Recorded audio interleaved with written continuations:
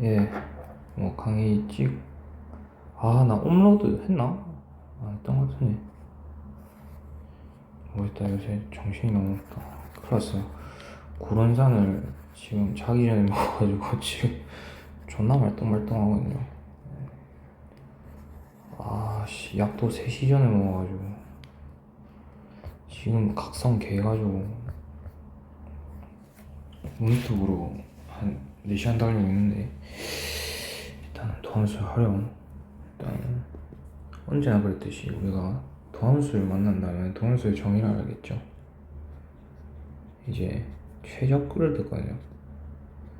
이제 김용택이 좋긴 좋았는데 아무래도 바쁘다 보니까 벌써 4월이 반이 지나갔어요. 뭐가 잘못된 것 같다. 시간 왜 이렇게 빠르냐? 미쳤네. 이 정도까지 안 했는데 작년에 이렇게 빠르지 않았는데. 최 학생이 이제 컨셉이라 하면 이제 의미가 아니야, 특징이라니까요. 이 특징이 완성되는 순간은 비교로서 일어난다 했어요. 근데 이건 수학이잖아요. 수학은 의미로 가야 돼요. 네, 방금 알았어요. 수학은 의미입니다. 특징은 이제 비교할 거리가 있어야 되는데 도함수는 비교할 거리가 없어요. 이제 적분 vs 이제 미분 하면 이제 특징으로 할 수가 있겠는데, 일단은 가보도록 하겠습니다. 이제 도함수가 뭐냐? 도함수란 이제 우리가 미분계수를 배웠잖아요. 미분계수는 뭐다? 순간 변화율이다. 근데 이 순간 변화율을 어떻게 구합니까? 이제 어떤 이런 그래프가 있어요. 그럼 우리는 점 A와 점 B의 평균 변화를 구할 수 있죠. 근데 이제 순간 변화를 구하고 싶어. 순간 변화율이란 건 한 점에서의 기울기야. 그때 점 B를 점 A로 보내는 거지. 한없이 무한대로. 네. 그래서 나온 그 한 점에서의 기울기가 이제 미분계수다라고 합니다. 식으로 쓰자면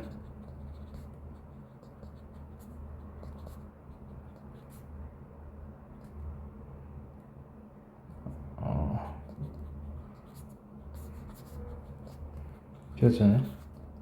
그래서 평균 변화율의 이제 극한값이 이제 미분계수라고 할 수 있습니다. 근데 이거를 이제 모든 점에서, 모든 정의역에 대응하는 점에서 이제 한 개, 이렇게 순간 변화율을 한 개 도함수였습니다. 그거를 우리는 이게 이거였다면 모든 함수에 대해서니까 이렇게 정의를 했습니다. 네, 맞죠? 근데 우리가 이렇게 많이 하다 보니까 수학자분들이 미분법이라는 걸 발견했어요. 어떤 본함수, 예를 들어서 xn이 있을 때 이거를 이 식에 대입해서 미분을 계속 해봤더니 이런 규칙성이 생겼다. 이런 규칙성이 생겼다 해서 나온 게 미분법입니다. 이렇게 총괄적이게 개념을 묶은 게 도함수입니다. 그래서 도함수란 본함수의 순간 변화율 또는 기울기라고 할 수 있겠습니다. 그러면은 이 순간 변화율 혹은 기울기를 나타내는 함수를 이제 방정식에서 활용할 수 있습니다. 방정식의 함수적 해석으로 말이죠. 방정식의 실근의 개수를 구할 수가 있어요. 어떻게 하느냐? fx의 서로 다른 실근의 개수를 어떻게 구합니까? fx와 x축의 교점의 개수를 구하죠. 예를 들어서 알겠어요. 그러면 교점의 개수가 3개니까 이 식을 만족하는, 즉 fx를 0으로 만들게 하는 실근의 개수가 이제 3개다 라고 할 수 있겠습니다. 근데 이거는 우리가 단순 사고죠. 이거를 이렇게 해도 되지만 보통은 다음 식이 주어지면 이렇게 이항을 시킵니다. 그때 함수적을 해석하려면은 hx로 치환을 해서 이 hx와 점 x축과의 이제 교점의 개수를 구하면은 hx라는 함수, 즉 hx는 0이라는 방정식의 실근의 개수가 나오게 됩니다. 그러면은 3차 방정식의 근의 판별, 우리가 3차 방정식의 근의 개수를 구할 수가 있어요. 예를 들면 이제 2차 방정식 때는 우리가 판별식으로서 판단을 했잖아요. 이렇게 판별식이 d가 허근을 가지면은 이게 뜨는 그래프를 가진다. d면은 중근을 가지기에 이 그래프를 가지고 이러면 서로 다른 식을 가진다. 근데 우리는 3차 방정식을 판별식으로서 구할 수도 있지만 이거를 좀 도함수를 활용해서 하고 싶다. 그래서 만든 게 이겁니다. 그럼 서로 다른 세 실근을 가지려면은 3차 방정식이 이랬어요. 그러면은 우리가 세 실근을 가지려면은 여기 어떤 직선함수가 있겠죠. 결국에는 이 최대값과 최소값, 극한값이 극한값, 예를 들어서 여기를 a라고 하고 여기를 b라고 합시다. 그럼 이게 fx겠죠. 이 극한값 얘가 0보다 작으면 되겠다. 뭔가 사이값 정리랑 비슷하죠. 사이값 정리랑 비슷하죠. 사이값 정리 약간 확장판이라고, 확장 버전이라고 나무선이 말했어요. 그래서 극대 곱하기 극소,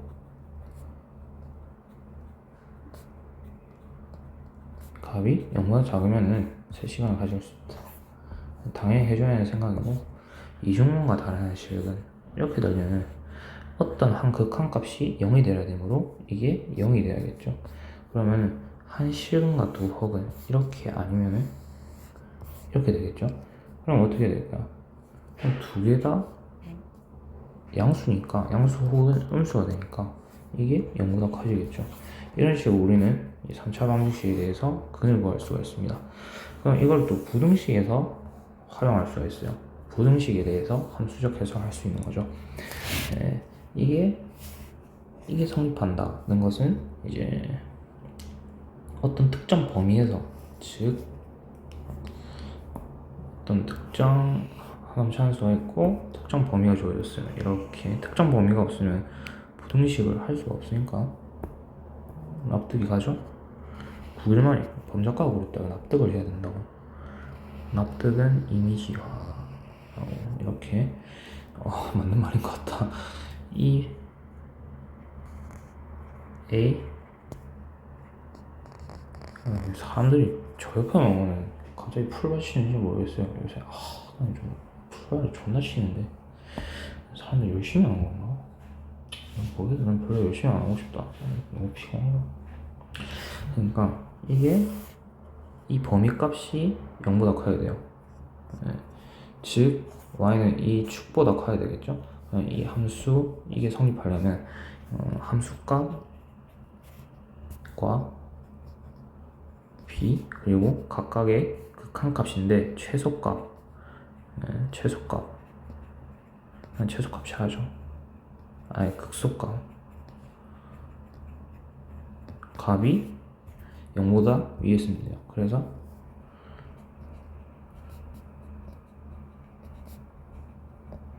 계속 최소값이라는, 최소값도 맞는 말이긴 한데 값이 이렇게 있어야 됩니다. 그러면 이게 반대는 이제 이거랑 이게 다 밑에 있어야 되니까 극대값이 밑에 있어야겠죠. 네, 납득할 수 있습니다, 우리는. 근데 만약에 이렇게 주어졌어요.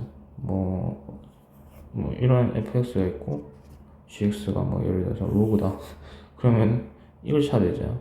그럼 우리는 굳이 이걸 교점을 하지 말고, 어렵잖아 이거 12개 하려면.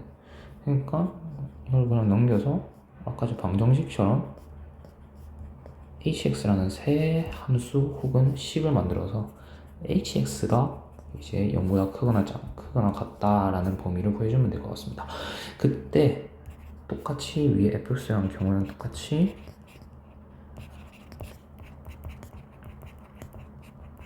값이 0보다 커야겠죠. 0보다 크거나 같아야겠죠.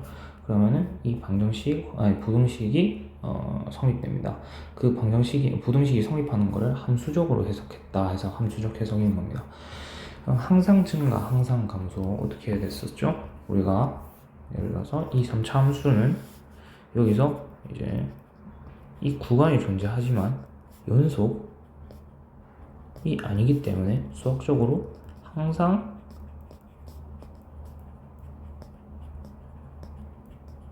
증가함수에서 항상 증가함수라고 했었죠. 예. 따라서 우리는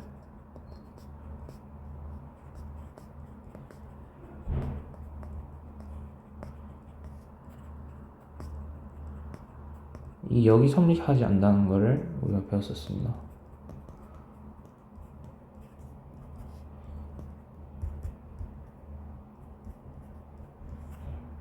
네, 따라서 뭐 여기서 뭘 적어줬는지 모르겠는데 일단은 단 이게 연속하면 안 된다.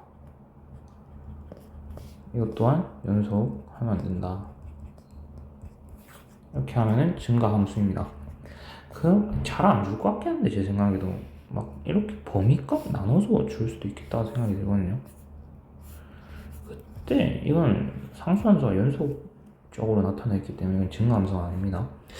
굳이 물어보진 않을 것 같아. 이걸 막 물어보려면 약간 객관식으로 물어봐야 되는데. 그리고 항상 증가하거나 항상 감소하거나 1대1 대응을 만족시킨다 했죠. 1대1 대응을 만족시킨다는 것은 바로 역함수의 조건이 되기도 합니다.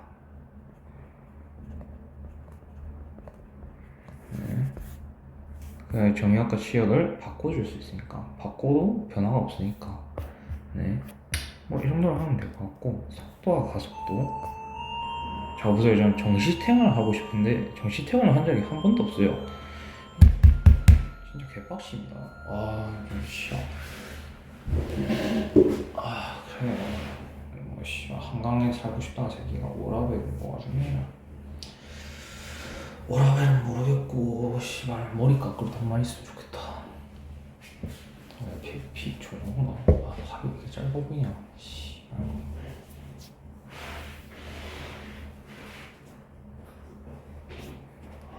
아름수 땡긴 거 할까?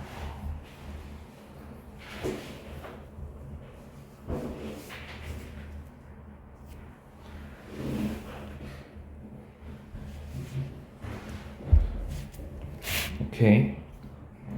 위치, 로케이션, 속도 몰라. 속도 몰라.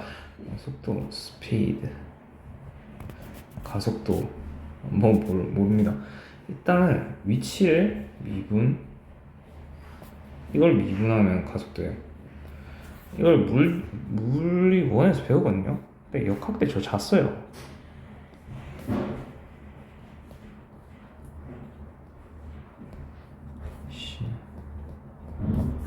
honestly 꿀잠을 잤어요. 아주. 그렇기 때문에 저는 모릅니다. 이거 왜 그래 되는지 모르고 한 게 기억 남는 걸 막 여기서 막 바뀌고 막 자동차가 가는데 막 바뀌고 막 그런 거 봤거든요. 이 문제 막 여기 막 이제 막 중력 가속도 추가하고 막 그런 문제가 있었거든요. 여기 각도도 막 나오고. 전 몰라고 잤거든요. 그래서 20점 맞았어요. 20점. 그래서 5등이 나왔습니다.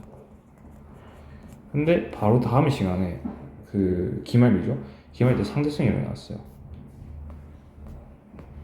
E는 MC 스퀘어. 그래서 존나 재밌더라고요. 중력 나오고 저는 약간 거시 우주를 존나 좋아하거든요. MC 스퀘어 나오고 막 제가 좋아하는 게 나오니까 24점이었어요. 24점 맞았거든요. 그래서 씨발 근데 5등급 떴거든요. 이걸 약간 이것도 암기 하려고 해서 그런 것 같은데. 그래서 이걸 했는데 씨발 3.00인 줄 알았거든요. 전 그래서 300인 같다 이러고 300인 같다 하고 답장했는데 4점 마이너스 됐거든요. 그런데도 불구하고 전 87점 받았습니다.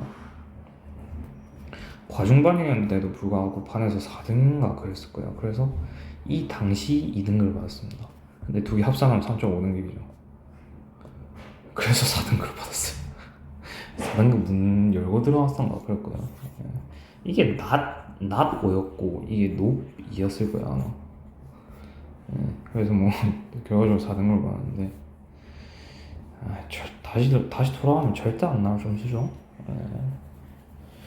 뭐 아무튼 이 속도라는 것은 이제 스칼라 이제 방향이 이제 가미되는 이제 개념이거든요. 그래서 속력이라 하면은 이제 벡터 값을 고려해줘야 되는데 벡터 값을 고려 안 해줘도 돼요. 예를 들어서 막 얘가 빠꾸 치든지 앞으로 직진하든지 상관이 없어요. 그냥 시바꿔 그냥 그 속도를 구하면 되거든요. 근데 속도라는 것은 스칼라 향이 포함된 거예요. 그래서 이제 만약에 좌표평면에서 고정 좌표계에서 이제 막 앞으로 간다 그럼 플러스고 뒤로 간다 빠꾸 친다 그럼 마이너스. 그래서 시간에 따라서 이제 속도 값을 고려해줘서 위치를 특정해줘야 되니까 그런 건데, 아무튼 제가 이거 왜 하느냐, 전 과학 내기 다 했거든요. 물론 중간중간 빵꾸가 있어요. 물화생지가 중간이 있었고 기말이 있겠죠. 이렇게 시험을 8번을 쳤거든요 학교에서. 그러면 던지고 하고 던지고 하고 반 던지고 하고 조금 했나? 이것도 던졌을 거야 아마. 지우가 던졌나? 기억이 안 나. 생지랑 같이 쳤나? 화생같이 치고 물질 쳤지. 이거다. 이거는 이랬다. 이렇게 했다. 그래서 이게 3, 4, 4, 4 이렇게 떴습니다. 미쳤죠? 이때 2등급 있어요 심지어. 이거 씨발 근속축 틀려갖고 근속축 제 원수입니다 거의. 근속축 씨발 와 어떻게 모의고사에서 딱 한 번 맞췄어요.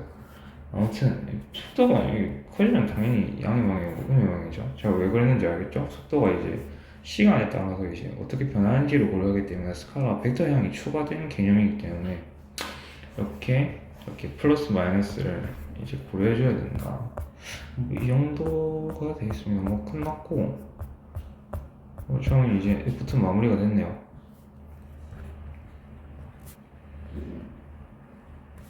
갈까 말까 지금 좀 고민을 하고 있는데 지금 가서 잠이 안 올 것 같긴 한데 좀 쉬고 싶거든요 저는. 그 정도가 되겠습니다. 문제는 뭐 다 풀었는데 딱히 어려운 거 없었고 제 수학 실력이 있는 건가? 요새 긴 문제를 만나면 왜? 약간 이 생각이 많이 들어서 이지랄 해요 요새. 예전에는 이제 씨발 몰라 하고 이렇거든요. 근데 그냥 뭐 씨발 이거 최대값 나오면은 플러스 마이너스 최대값 나오면 그게 그거니까 절대값 씌워서 해야겠다 하면서 했거든요. 어차피 길이니까 좀 늦은 것 같기도 합니다. 더 열심히 해야 되고 오늘은 빨리 저도 노력을 한번 해보겠습니다. 이상